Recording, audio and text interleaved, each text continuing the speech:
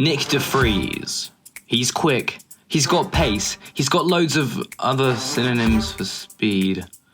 And this is why Williams Racing need him for 2023. Starting his career in karting, unlike any other driver ever, De Vries ended up winning the KF3 2009 European Karting Championship, beating out the likes of Jake Dennis, Daniel Kvyat, and the smooth operator himself, Carlos Sainz. Then, in 2010, he progressed to the World Karting Championship, where again he dominated, winning the entire thing. He then progressed to cars, and won a couple of titles in the Formula Renault series, before progressing to Formula 2 in 2017. In his rookie season, he finished 7th with 114 points. Not bad for a newcomer. Some recognisable drivers behind him in the standings were Alex Albon, Sergio Seta Camara, Sean Galal and Callum Ilott. In his second season in the series, he faced, let's say, a bit more competition, considering the likes of, George Russell, Lando Norris and Alex Albon taking the podium spots. De Vries did alright, finishing 10 points behind Albon, who was in third. Now in his final season he did okay. He only went to win on the championship, nothing major.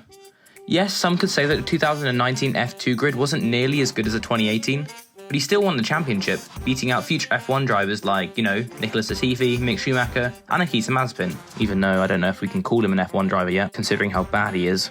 Now if you don't know, if you win the F2 title, you can't compete in the series again, and with Latifi buying the only 2020 F1 seat, Nick's chances of getting to F1 seemed very slim. Nick De Vries' season started superbly in Diriyah. Yes, Nick joined Formula E.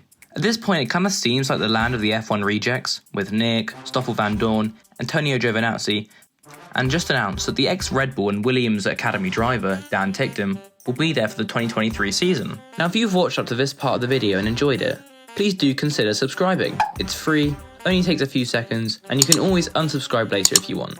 Thanks. Now why is Nick De Vries going to Formula E important for his career? Oh yeah, this happened. But here comes Nick De Vries, the Mercedes EQ driver, out across the line. He finishes in 8th place and he wins the ABB FIA Formula E World Championship. Well done, mate. Well done. That's it. Scenario first world champion, mate. He won the Formula E title with Mercedes EQ. The key word there is Mercedes. And if you didn't know, every E in Mercedes is actually pronounced differently, unless you're my parents who call it Mercedes. Like, who calls it that? While Nick was at the top team, Toto started to notice his talent and pace and other synonyms I used earlier.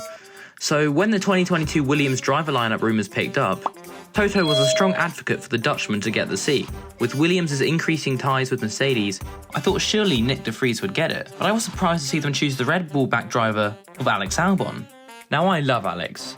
He's truly a great driver in my opinion, and I really want him to do well at Williams. But I think if Nick De Vries were there with him, they would push each other to even greater things.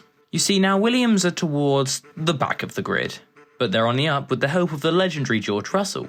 With his departure to the Mercedes team, they needed a strong driver to replace him, and that turned out to be Alex Albon, who I assume will be the #1 driver, with Latifi kinda just there for financial support. Let's be honest, he hasn't really impressed anyone with his Formula 1 career. And with Williams no longer needing financial support from drivers, they can focus on driver talent. So I think if Nick De Vries and Alex Albon were paired up together, it would sort of work out like a Carlos Sainz and Charles Leclerc scenario. Two great drivers, not necessarily at the top of the grid, but they're both working together to get there. Now I think the same sort of thing would happen with Nick and Alex. Now for the short term, this is great for Williams, but it's even greater for Mercedes in the long term.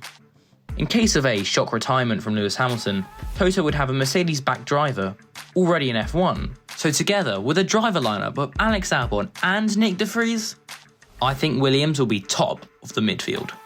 Anyway, if you want to see me make a video on a specific topic, leave a comment down below. And while you're down there, leave a like.